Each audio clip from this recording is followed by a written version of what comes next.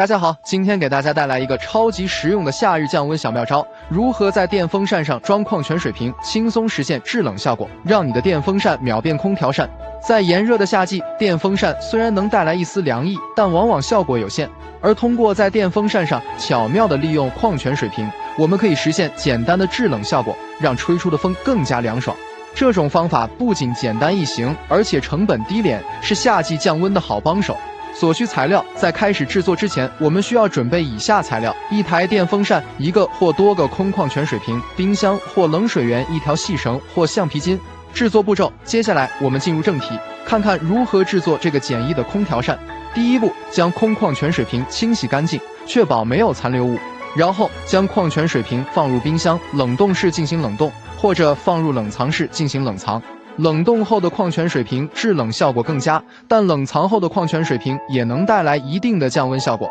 第二步，等待矿泉水瓶冷冻或冷藏至一定程度后取出备用。注意，冷冻后的矿泉水瓶在取出时可能会有水珠凝结，要小心操作，避免弄湿电风扇或其他物品。第三步，将冷冻或冷藏后的矿泉水瓶固定在电风扇的扇叶上。这里有两种方法可供选择，一是使用细绳或橡皮筋将矿泉水瓶固定在扇叶上，确保牢固可靠；二是使用专门的支架或家具将矿泉水瓶固定在电风扇的支架上，这样更加稳定且安全。第四步，开启电风扇，让风扇开始转动。随着扇叶的旋转，冷冻或冷藏后的矿泉水瓶会不断散发出冷气，与风扇吹出的风混合在一起，形成更加凉爽的风。使用效果，现在让我们来看看这个简易空调扇的使用效果吧。当你打开电风扇时，你会明显感觉到吹出的风比原来更加凉爽，这是因为冷冻或冷藏后的矿泉水瓶不断散发出冷气，